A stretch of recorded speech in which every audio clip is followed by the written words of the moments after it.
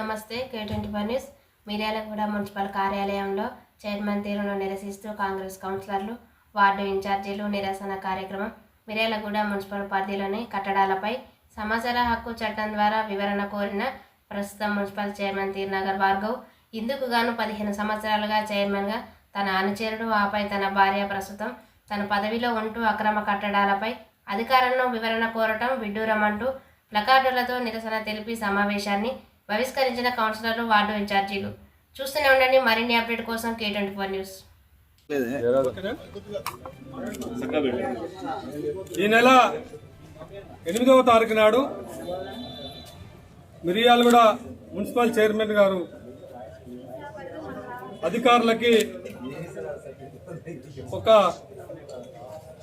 విజ్ఞప్తి చేయడం జరిగింది లెటర్ పూర్వకంగా.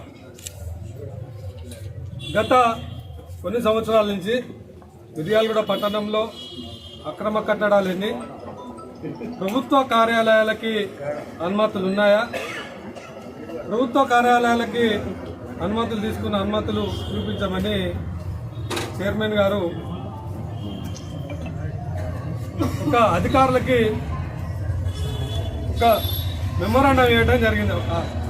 అంటే గత 15 సంవత్సరాల నుంచి కూడా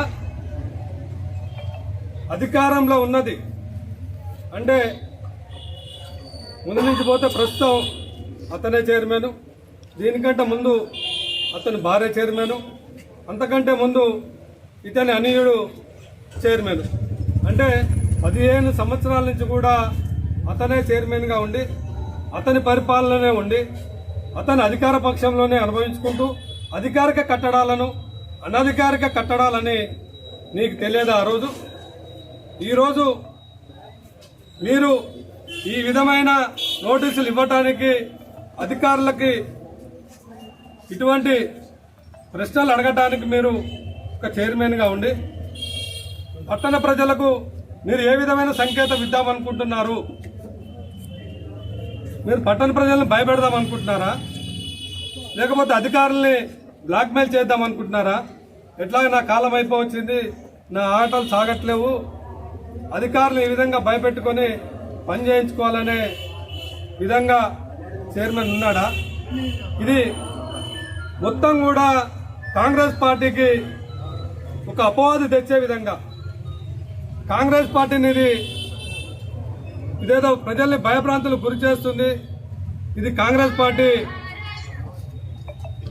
ఇది చెడ్డ పేరు చెప్తే విధంగా ఆయన అధికారులు అయితేనేది ఇటువంటి కార్యక్రమాలకి ఆయన చేపట్టడం మేము పూర్తిగా ఖండిస్తూ ఉన్నాం.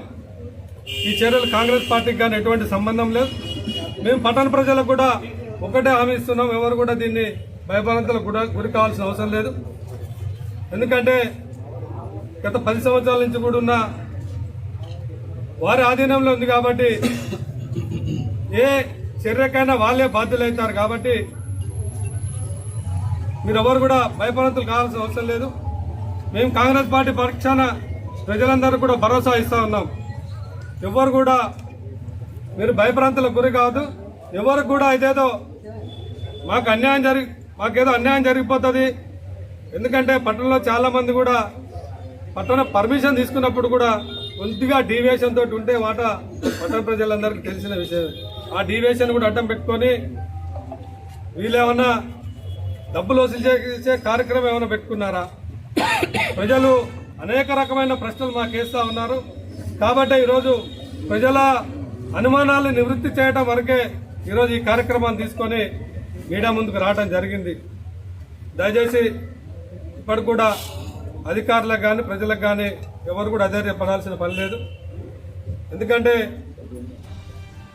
ప్రభుత్వ కార్యాలయాలను కూడా అధికారులు పర్మిషన్ తీసుకొని కట్టినారని అడగడం ఎంత దుర్మార్గమో ఒకసారి ఆలోచించాల్సిన అవసరం ఉందని పిల్లలందరికీ తెలియజేసుకుంటూ, అలాగే ఈ మధ్యకాలంలో మనకు మున్సిపల్ కాంప్లెక్స్ మీద రకరకాలుగా ప్రచారాలు జరుగుతూ ఉన్నాయి.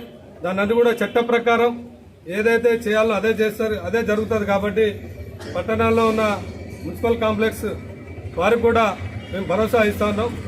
ఎవరికి ఏమీ అన్యాయం జరగకుండా మేము కాంగ్రెస్ పార్టీ పక్షాన ఎమ్మెల్యే గారు అయితే ఎంపీ గారు అయితే మా డీసీసీ అధ్యక్షులు శంకరన్న గారు అయితే మా మున్సిపల్ కౌన్సిలర్లు అందరూ కూడా మీ అందరికీ అండగా ఉంటారు.